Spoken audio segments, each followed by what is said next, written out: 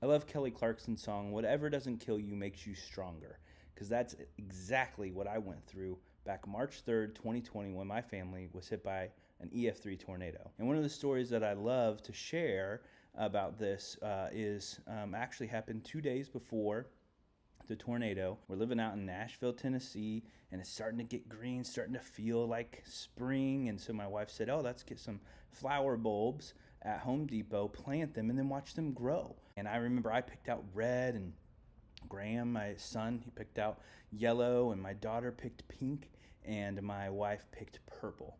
And we got these, bulbs, and we were so excited on a Sunday afternoon to plant those flowers and to watch them grow. I mean, even my dog was enjoying the neighborhood, enjoying being out that Sunday afternoon while we were planting flowers. That Monday, March 2nd, pretty normal day.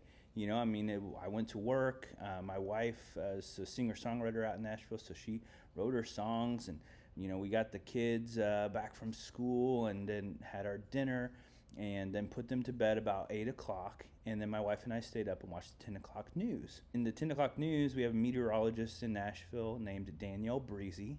And I think with a last name like Breezy, that's that you got to become a meteorologist. And she was someone who was very positive and very excited, and she was talking about the spring and how great it was, and she did mention there's a small chance of a severe thunderstorm. My wife looked at me and she said, "John, what would we do if there was a tornado? Because we don't have a basement." And I said, "Babe, don't worry.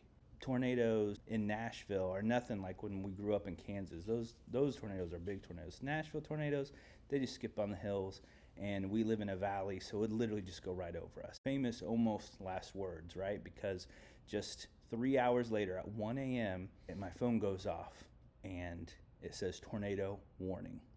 And I wasn't really sure about that, right? I was like, well, Nashville, they don't really know tornadoes. But I went ahead and decided to go look at the television and just see what Danielle Breezy was up to, if she was even on at all. Turned on, and Danielle Breezy was not happy. She was not as go-lucky and excited as she was at 10 o'clock. She said there's a tornado on the ground in Nashville, Tennessee, downtown Nashville, headed directly east.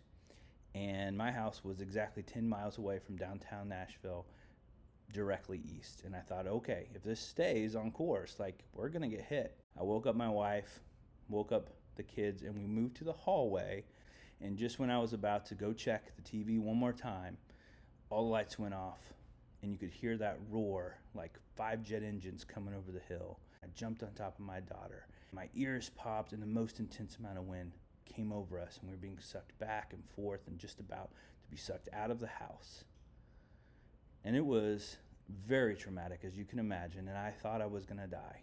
But as soon as I thought that, it stopped, and it was just silence, and it was an eerie silence. I opened up the door to my kids' rooms to get their shoes, but the walls were gone, the ceiling was gone. And opened up the door to my wife and I's room, and the wall's gone, the ceiling's gone, to get her shoes, but I couldn't, right? I couldn't get anybody's shoes because there was just no way I could get to where the closet was. And it was just complete devastation. There was glass everywhere, and we were in a really tough spot. And, I went on to try to call 911. Of course, they're busy. We did end up, I had to crawl over some things to get their shoes and kind of dust out the glass and everything that was in them, but we had to have shoes in order to walk, in order to get out of the house, because the house was unsafe. 911 wasn't answering, so I called my cousin. It took my cousin 3 hours to get there. This is the middle of the night, and we're all just trying to stay awake, trying to stay safe in this house. It was falling apart around us. And luckily, my cousin got there, and we were able to get to safety about 3 hours after the tornado. Then, as you can imagine, after getting no sleep, I go back to the house with friends, with chainsaws, trying to salvage anything, but it had poured down rain after the tornado, so everything was soaked, and there was nothing that could be salvaged. And it was just a really low, dark time for our family. We stayed in a hotel. Later, we went to a rental place down the road, and I kept going back to check on things, to check on anything that was salvageable. But honestly, at that point, we were just taking down notes of everything that we had lost in the tornado in order to give it to insurance, so that we could get our insurance check, which we were way underinsured. So, it didn't really cover everything, but we had to, I guess, account for everything that we had lost. So we would go back and check on that all the time. In the middle of this is 2 weeks after the tornado was COVID.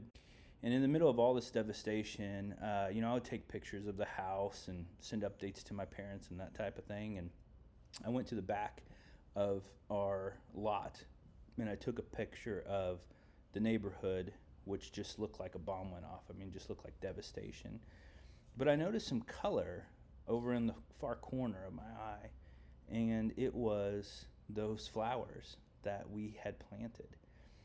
Those flowers had survived the tornado somehow and were starting to bloom.